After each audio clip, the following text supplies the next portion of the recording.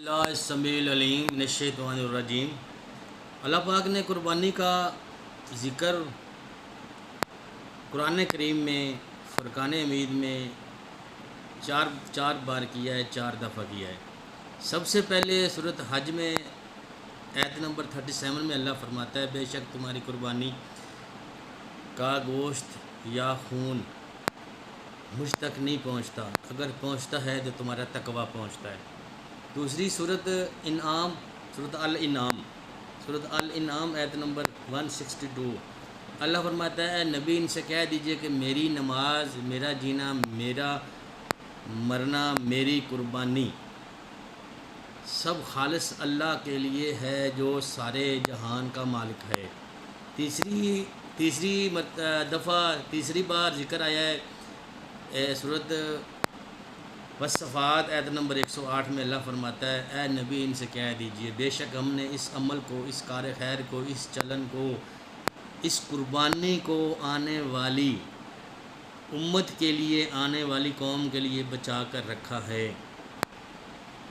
چوتھی آیت جو ہے وہ قرآن کریم میں سورۃ الانعام آیت نمبر 142 میں اللہ فرماتا ہے کہ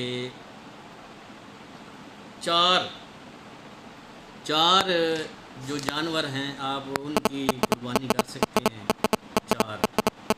چار سے مراد یہ ہے کہ ذکر ٹوٹل 8 کا ہوا ہے، 4 جوڑوں کا ذکر ہوا ہے، 4 جوڑوں کا ذکر ہوا ہے۔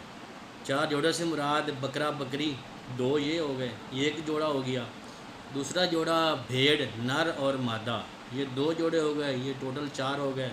تیسرا جوڑا ہے اونٹ نر اور مادہ 2، یہ 6 ہو گئے، 6 جانور ہو گئے، 3 جوڑے ہو گئے۔ چوتھا جوڑا جو ہے وہ ہے گائیں نر اور مادہ، گائیں ویڑا نر اور مادہ، یہ ہو گئے ٹوٹل 8 جانور۔ اللہ پاک نے 8 کا ذکر کیا ہے کہ ان 8 کی آپ قربانی کر سکتے ہیں۔ 9ویں جو اہم چیز ہے جو اکثر پنجاب میں کیا جاتا ہے، بھینس کٹی یا کٹا، اس کا ذکر اللہ نے قرآن میں نہیں کیا۔ اگر آپ یہ سوچیں یا کوئی مولوی مشورہ دے تو مولوی سے کہیں کہ مجھے دلیل لا کے دے۔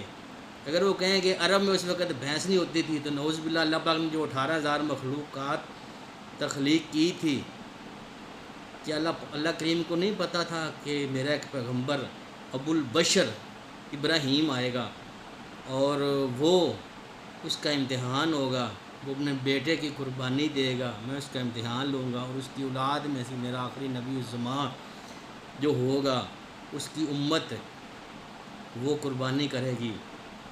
اللہ پاک کو سب علم تھا، اللہ پاک نے یہ سب چیزیں قلم سے لکھوا دی تھی، یہ سب چیزیں وحی میں لکھی ہوئی تھی۔ لہذا اب جو لوگ حلال سمجھ کر اس جانور کو کرتے ہیں، بھینس کریں ان کی اپنی مرضی، لیکن قرآن میں اس کا ذکر نہیں ہے۔ اب یہ قرآن کی آپ کو 4 آیتیں آپ کی خدمت میں پیش کی ہیں، اب کچھ حدیثیں جو ہیں وہ آپ کی خدمت میں پیش کرتا ہوں۔ ایک آپ کو اہم بات بتاتا چلوں کہ قربانی ہر گھر میں جو سربراہ ہے وہ ایک کر سکتا ہے، اگر ان کی گنجائش ہے تو وہ 1-2 اور بھی کر سکتے ہیں، 1-2 اور بھی کر سکتے ہیں، جو زندہ ہیں وہ کر سکتے ہیں۔ اگر ان کی گنجائش نہیں ہے تو نہ کر، لیکن ایک گھر کا سربراہ ضرور کرے۔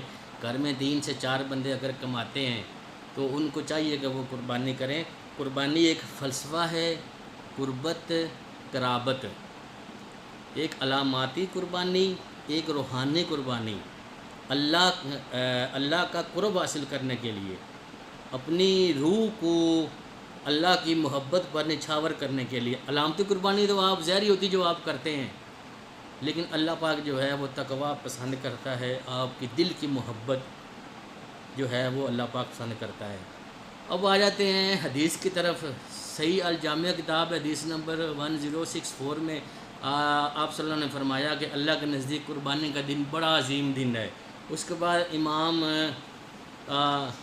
مسلم کی حدیث ہے جس میں امام مسلم لکھتے ہیں کہ بے شک یہ جو حدیث ہے یہ ہے 1977 حدیث ہے، بے شک جو قربانی کا ارادہ کرے وہ اپنے بال ناخن نہ کاٹے۔ اس کے بعد صحیح مسلم کی حدیث ہے 2564 اس میں اللہ فرماتا ہے بے شک اللہ تمہارے جسموں تمہاری صورتوں کو نہیں دیکھتا بلکہ وہ تمہارے دلوں کو دیکھتا ہے۔ اب یہ چار حدیثیں، پانچویں حدیث ہے اس میں جو پانچویں حدیث ہے وہ ہے ترمذی کی 1506 میں۔ اس میں یہ راوی ہیں شیخ البانی، امام ترمذی، سفیان ثوری، ابن مبارک، شیخ ابن باز۔ اب یہ جو ہیں یہ اس کے راوی ہیں۔ اب عرض یہ ہے کہ آپ کو پتہ ہے کہ جو قربانی ہے وہ کن جانوروں کی آپ نہیں کر سکتے، وہ آپ کو پتہ ہے، جیسے لنگڑا نہ ہو، لولا نہ ہو، کانا نہ ہو، بہرا نہ ہو، خصی نہ ہو، بیمار نہ ہو، ان جانوروں کی آپ قربانی نہیں کر سکتے، ان جانوروں کی آپ قربانی نہیں کر سکتے۔ اگر گھر غریب ہے، لوگ نہیں قربانی کر سکتے، استطاعت نہیں ہے، صاحب گنجائش نہیں ہے، تو وہ قربانی جیسے لوگوں کی طرح جو قربانی کرتے ہیں نا، میں ان کی مثال دے رہا ہوں کہ جن کی مثال ہے جو آپ کے سامنے ظاہراً نظر آ رہے ہیں مالی طور پر، اور وہ اعلاناً بھی بتاتے ہیں کہ ہم نے قربانی کرنی ہے، وہ اپنی حالت ویسی کر لیتی ہیں، بال نہیں کاٹتے، ناخن نہیں، آپ بھی ویسی حالت کر لیں، آپ کو ان جیسا ثواب ملے گا۔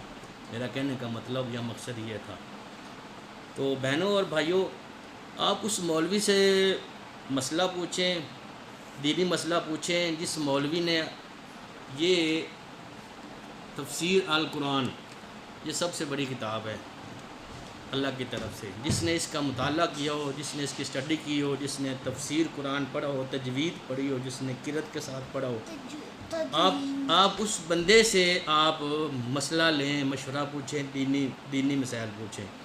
میرے سے پوچھنے الحمدللہ میں نے قرآن کو بارہا تفسیر سے پڑھا ہے، تجوید سے پڑھا ہے، قرأت سے پڑھا ہے، کتب اربع پڑھی ہے، کورس کیا ہے، سیاستہ پڑھی ہے، کورس کیا، الحمدللہ۔ آپ مجھ سے مشورہ لیں، میں حاضر ہوں۔ فون نمبر بھی آپ کو اپنا دے دوں گا۔ واخر دعوانا الحمدللہ وما علینا البلاغ المبین۔ قاری خطیب ذاکر اہل بیت لطیف رضا۔